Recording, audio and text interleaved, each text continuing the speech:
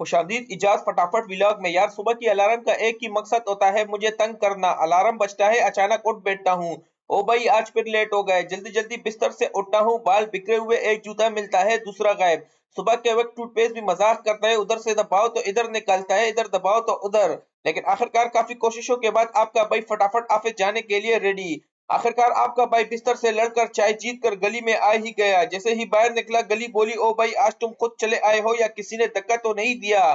पड़ोसी बोला, इजाज भाई आज बाल भी बने हैं, लगता है ऑफिस नहीं इंटरव्यू देने जा रहे हैं। मैंने कहा भाई ये है फटाफट स्टाइल, ऑफिस हो या गली एंट्री हमारी हिट होती है। दोस्त ने मैसेज किया, भाई रोड पर आ, मैं बस पहुंचा। मैं बोला वाह आज तो वक्त पर आ रहे। मैं फटाफट रोड पर आया, अब दुकान पर बैठा हूँ जैसे दोस्त नहीं बारिश का इंतजार कर रहा हूँ। दोस्त फुल एक्शन हीरो की तरह आया जैसे फिल्म चल रही हो। बोला आजा भाई तुम्हें तुम्हारी मंजिल तक पहुंचाता हूँ। मैं बोला भाई पहले तुम खुद तो रुक जा, पहले मंजिल से पहले अस्पताल ना पहुंच जाए।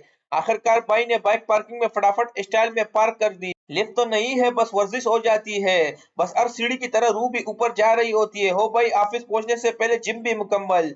जैसे ही ऑफिस में कदम रखा दीवारों ने खुद कहा, ओ देखो देखो इजाज फटाफट आ गया। मैनेजर साहब को देखा तो फौरन कहा, अस्सलाम वालेकुम। अंदर से आवाज आई, वालेकुम सलाम। आज फिर जल्दी, क्या गलती हो गई?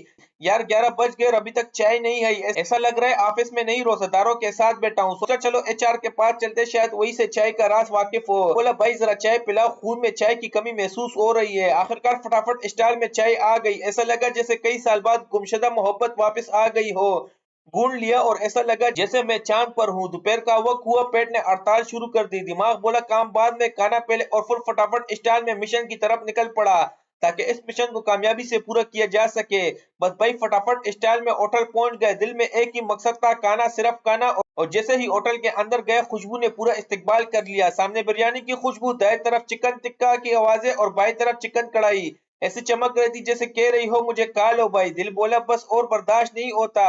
खैर दिल को तसल्ली दी और अपना ऑर्डर लगवाया। जैसे ही ऑर्डर तैयार हुआ बस भागना शुरू किया क्योंकि फटाफट खाना खाना था। आखिरकार खाना आया, ओ लम्हा जैसा लगा जैसे जिंदगी की सब मुश्किलात खत्म हो गई हो। मैं बोला बस भाई अब कोई बात नहीं करे, ये मेरा खाने का क्वालिटी टाइम है। बस भाई खाने के बाद जो चार्ज अप हुआ हूं ना, कसम से ऐसा लग रहा है जैसे खाने में बैटरी चिपकी हुई थी। मैंने कहा इजाज फटाफट नहीं, F16 हो गया है। ऐसा स्पीड पकड़ा के ऑफिस की दीवारों ने भी कहा, भाई जरा आहिस्ता, हम भी रंग हुए हैं।